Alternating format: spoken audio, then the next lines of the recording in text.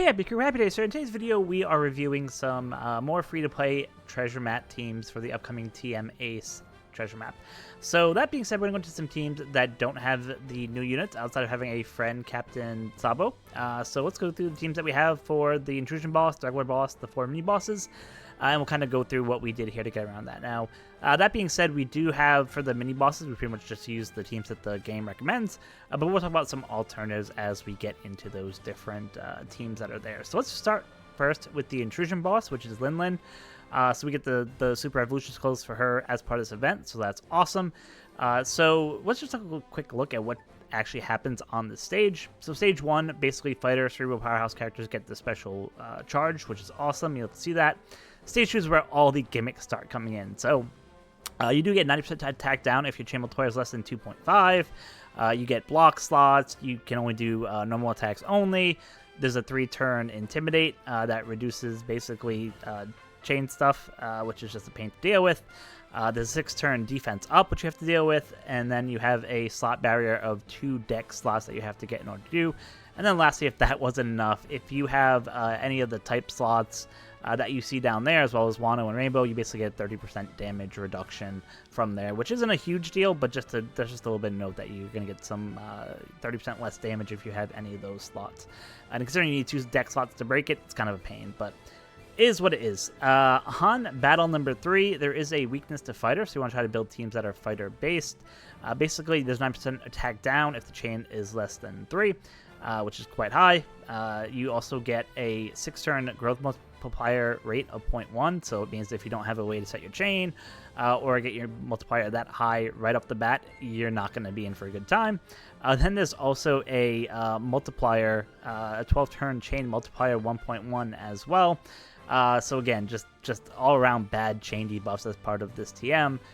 There's also another Intimidate on this stage. It's time for attack and slot. That's -2 turns for that.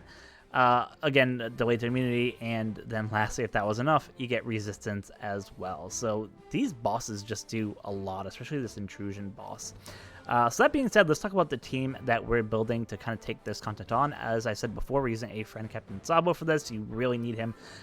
Just because of all these chain gimmicks. And what we basically had to do here was try to build out a team to satisfy all the conditions of that Sabo's captain ability and his super class, right? So in order to use his captain ability to get the chain right at the start of the quest for 5 turns, you basically have to have 4 Revolutionary Army members on your crew, which is pretty hard to do.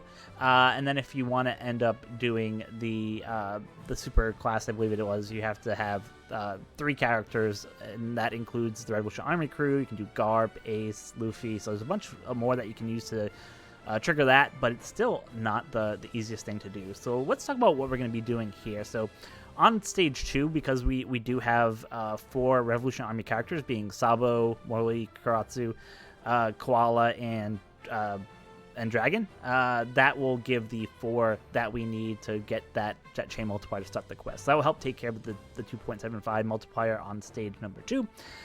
Next, we have to deal with the block slots, which is just a bit of a pain to deal with.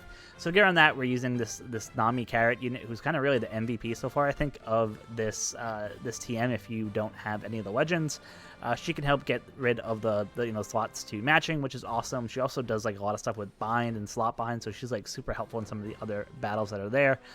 We do have the support on her of Mihawk, and the reason that we have that support on there is because at the final stage, he will actually do a death hit of 15% of the enemy's health at the end of the turn. So it just helps get around that resilience, so we don't have to have a separate crew member to do the resilience, and that helps because to build teams that have 4 Revolutionary Army characters, you're really limited in terms of what you can do. To get rid of the 6 turns attack down, so what we're doing here is using the Garp in the captain position here. So this is the recent Garp that just came out. And the reason I have him is just because the Kuruma that is on him as a support can end up helping basically take the enemy's defense to 0 if you use the special. So on stage 2, we use the Garp special, we use the Carrot special, and that will help us get through the block slots. It'll help us get through the increased defense. The Carrot special, because it will give slots to be the matching, I believe it is, to character's own type. Yeah, because we have all decks on here, we're pretty much going to get a full range of deck slots. Will help us get through that barrier, so we don't have to kind of really worry about that. We do get the 30% debuff because we'll be having deck slots, but hey, it is what it is. It should be still be more than enough to get through here. What I would probably recommend is I don't have supports on the Morley Karatsu, the Koala, or the Dragon. You could easily throw, you know, attack or orb boosting supports on there just to get a little bit more damage, just to make sure you kind of get the most throughput out there. If you don't have that Garp, so like I said, I'm really just using this Garp, one, because he helps activate that super class, and two, because he can help get the defense to 0. If you don't have this Garp, I would probably recommend moving the Nami Carrot to the leader position, and then swapping that Garp out for a unit who can get rid of the defense, is boosted, and is a fighter unit, because the third stage has a fighter advantage if you have that class. So just make sure if you don't have that Garp, you swap him out with, like I said, someone who can get rid of the defense and who is a fighter. That will just make your life a lot easier. If you do that, you could technically still meet that super condition, because we have the Morley Karatsu, Koala, and Dragon there to trigger the 3 characters there for the super class. So like I said, you can totally replace him.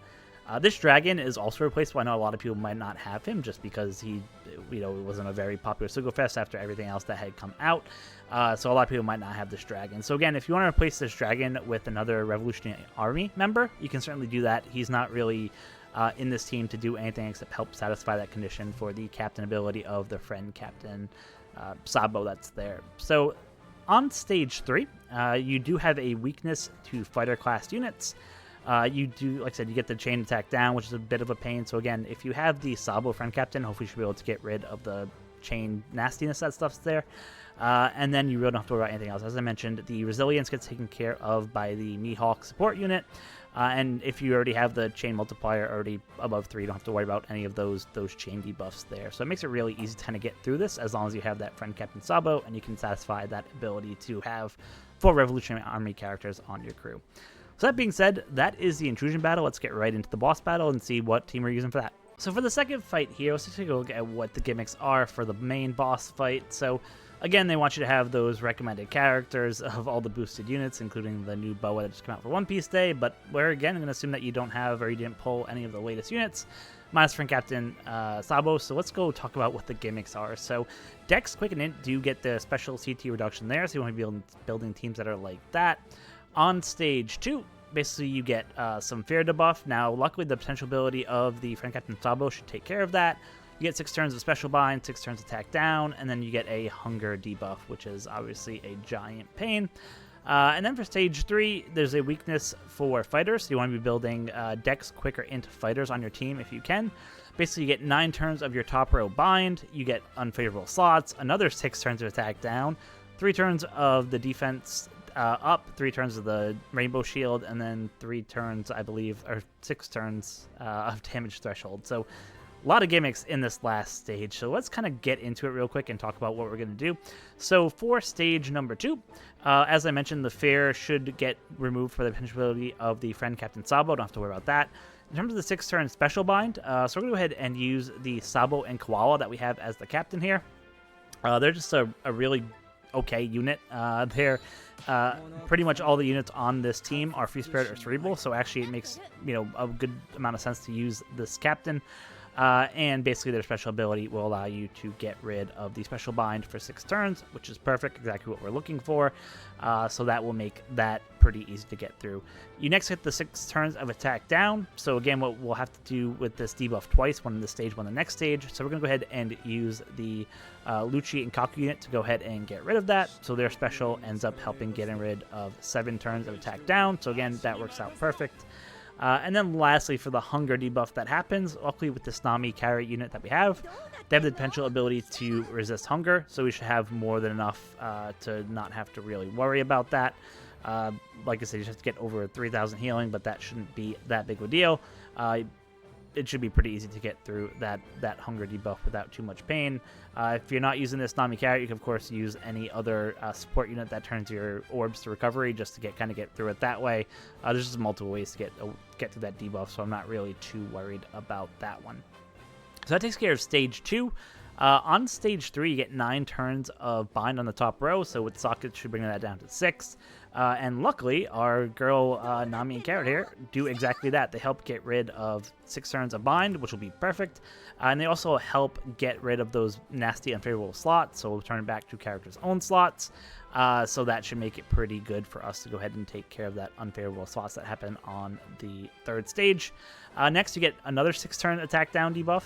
This time we're using our friend Captain Sabo to go ahead and get rid of that. Also give us some chain fun stuff as well.